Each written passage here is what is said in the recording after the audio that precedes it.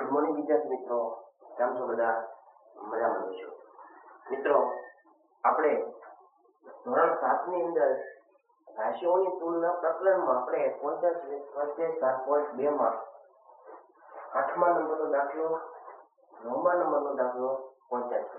તો આપણે આજે 8મા નંબરનો અને 9મા નંબરનો દાખલો ગણવાનો છે. જ્યાં 9મા નંબરનો દાખલો છે એ આવા દાખલા પરીક્ષામાં 110% પૂછાય એવા દાખલા છે, એટલે ખાસ આ દાખલામાં ધ્યાન આપવું. અમીના 275માં પુસ્તક ખરીદે છે. આપણે જાણીએ છીએ ખરીદે છે એટલે શું? ખરીદી અને 15% નુકસાન વેઠી વેચે એટલે કે 15% શું થાય છે? ખોટ થાય છે, પછી વેચે. એટલે આ દાખલો છે એ અગાઉના દાખલા જેવો છે. તો આ પુસ્તક કેટલા રૂપિયામાં વેચ્યું હશે? અહીંયા તમારે વેચાણ કિંમત મેળવવાની છે. વેચાણ કિંમત મેળવવી હોય તો આ દાખલો છે બે રીતે ગણી શકાય. એક નાની રીતે ગણી શકાય, એક મોટી રીતે પણ ગણી શકાય. હવે તો આપણે નાની રીતનો ઉપયોગ કરીશું. 275માં પુસ્તક ખરીદે છે. ખરીદે છે એટલે ખરીદી કહેવાય.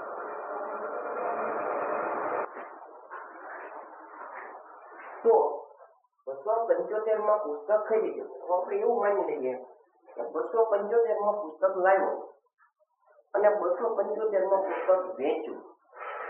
275માં પુસ્તક લાવ્યો હતો અને 275માં પુસ્તક વેચ્યું, એટલે કે 100% મને પૈસા મળી જાય. 275માં પુસ્તક લાવ્યો હતો અને એ પુસ્તક 275માં વેચી દીધું, એટલે મને 100% પૈસા મારા પાછા આવી છે. 275. હા, તો આપણે એવું લખીએ 275 રૂપિયા બરાબર કેટલા ટકા? 100%. 275 રૂપિયા ખરીદ્યું અને 275 વેચ્યું, એટલે મને મારા 275 રૂપિયા પાછા મળી જશે. એટલે 100% પાછા મળી જશે. હા, 15% નુકસાન. હવે બન્યું એવું કે મને 275 રૂપિયા મળતા નહોતા, મને તો ઓછા મળતા. કેમ ઓછા મળતા હતા? કારણ કે 15% નુકસાન છે. કોને નુકસાન થાય? નુકસાન તો મારે જ થાય. 100%માં વેચવાનું હતું, પણ મારે કેટલા ટકામાં વેચવું પડ્યું? 15% નુકસાન છે. તો મેં પુસ્તક કેટલા ટકા વેચ્યું છે? 100% હતા, એમાંથી 15% મારા ઘરના ભોગવવા પડશે. અને તો મારો મિત્ર છે એ પુસ્તકના મને કેટલા ટકા પૈસા આપશે? તો કે 100 માંથી 15 જાય એટલે 85% મને પૈસા આપશે. બરાબર કેટલા રૂપિયા? ત્રિરાશિનો દાખલો 275 ગુણ્યા 85 એના છેદમાં 100. હવે છેદ ઉડતા હોય તો ઉડાડી શકાય છે, પણ છેદમાં 0 વાળી સંખ્યા હોય તો છેદ ઉડાડાય નહીં. તો આ બેનો કરી નાખીએ આપણે ગુણાકાર. 275 ગુણ્યા 85 એકમ દશકની 8 પંચા 40 નો 4 0 વધી એવી 4. 8 + 56 56 ને 4 60 નો 0 વધી એવી 6. 8 દુ 16 16 ને 6 22. 25 નો 5 વધી એવી 2. 5 + 25 ને 2 37 વધી એવી 3. 5 દુ 10 10 ને 3 13. 5 7 3 3 2. જવાબ 275. 233 75 એના છેદમાં 100. હવે આ સંખ્યાને આપણે પોઈન્ટમાં કન્વર્ટ કરી શકીએ. છેદમાં કેટલા 0 છે? 2. તો જમણાથી 2 અંક પેલા પોઈન્ટ ખસે. તો તો પોઈન્ટ લાગી જાય 233.75 રૂપિયામાં પુસ્તક વેચશે.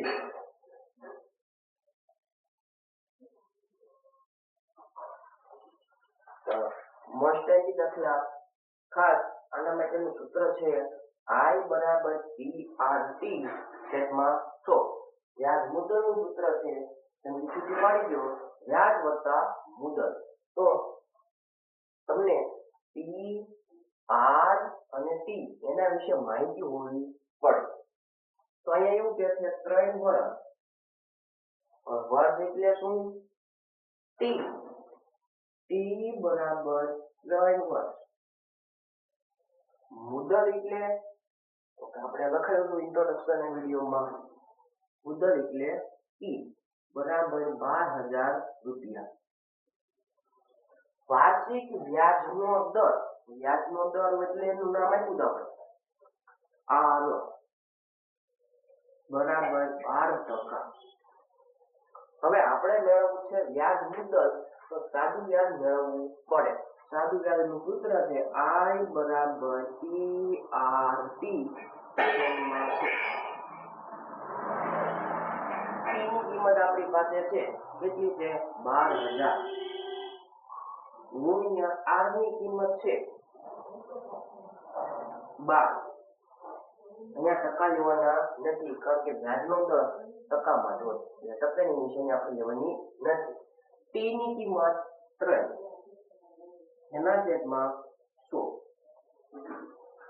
0 ઉડી જાય.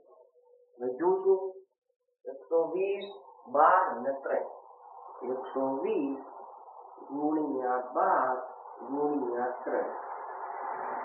હવે 120 અને 12 નો ગુણાકાર કરો એટલે 144 0 એને ગુણ્યા 3.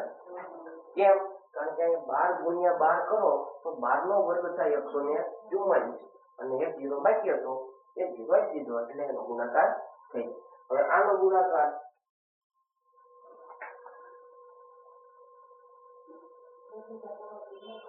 I બરાબર 0 તેરી 0 3 ચોક 12 નો 2 વધી આવી 1 3 ચોક 12 ને 1 13 નો 3 વધી આવી 1 3 એકા 3 ને 1 4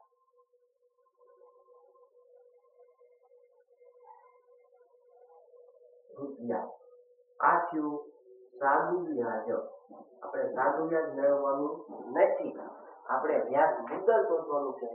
વ્યાજ મુદ્દલનું સૂત્ર વ્યાજ મુદ્દલ બરાબર મુદ્દલ પ્લસ વ્યાજ. સંધિ છૂટી પાડી દો તો પણ સૂત્ર સાચું જ કહેવાય. મુદ્દલ આપણી પાસે છે 12,000 પ્લસ વ્યાજ એટલે શું? I. વ્યાજ એટલે I ની કિંમત આપણી પાસે છે 4,320. હવે બેનો સરવાળો કરી દો 12 ને 4 16,320 રૂપિયા. આ થયું વ્યાજ મુદ્દલ. એટલે કે વ્યાજે દેવાનું અને એની સાથે સાથે મુદ્દલ પણ દેવાની. ત્યાર પછી રકમ યાદ છે 3 વર્ષ. 3 વર્ષ એટલે T બરાબર 3 વર્ષ. મુદ્દલ એટલે T બરાબર 7500 રૂપિયા. વ્યાજનો દર એટલે R બરાબર 5%. પ્રશ્ન આનો છે વ્યાજ મુદ્દલ શોધો. વ્યાજ મુદ્દલ શોધવું હોય તો પહેલા સાદું વ્યાજ શોધવું પડે. તો સાદું વ્યાજનું સૂત્ર છે I બરાબર PRT છેદમાં 100. P ની કિંમત આપણી પાસે છે કેટલી છે 7,500. ગુણાકાર કેમ? કારણ કે ત્રણેય વચ્ચેનો સંબંધ ગુણાકારનો છે. R ની કિંમત 5%. લખવાના કેટલા ખાલી 5 ગુણ્યા t ની કિંમત 3 એના છેદમાં 100 બે બે 0 ઉડી જાય બચ્યું શું 75 ગુણ્યા 5 ગુણ્યા 3 હવે ગુણાકાર કરીએ આપણે 75 ને 75 એમને મૂકીએ ગુણ્યા 5 તેરી 15 હવે આ બેનો ગુણાકાર 75 ગુણ્યા 15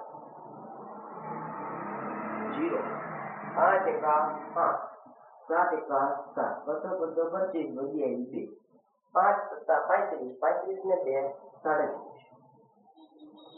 5 7 7 ને 5 12 7 ને 10 ને 11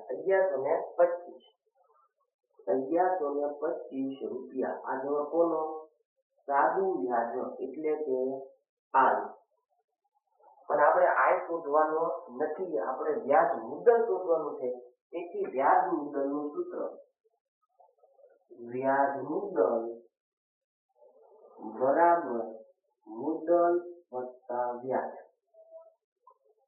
મુદ્દલ પ્લસ વ્યાજ મુદ્દલ આપણી પાસે છે કેટલી છે 7500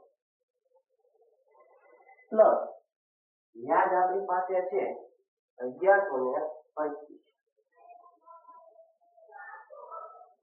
હવે બેનો સરવાળો 25 ના 25 એમ નામ 5 ને 1 6 7 ને 1 8 રૂપિયા આ થયું વ્યાજ મુદ્દલ એટલે કે વ્યાજે દેવાનું અને એની સાથે સાથે મુદ્દલ પણ દેવાની એટલે પેલા 7000 દેવો 7500 દેવાના અને પછી વધારાના 1125 રૂપિયા દેવાના આવો કે દરેક વિદ્યાર્થીને દાખલો સમજાઈ ગયો હશે એક બે વાર પ્રેક્ટિસ કરશો એટલે તમને આવડી જશે દાખલા પરીક્ષામાં પૂછાય એવા છે એટલે પ્રેક્ટિસ કરવી જરૂરી છે મિત્રો ચેનલને લાઈક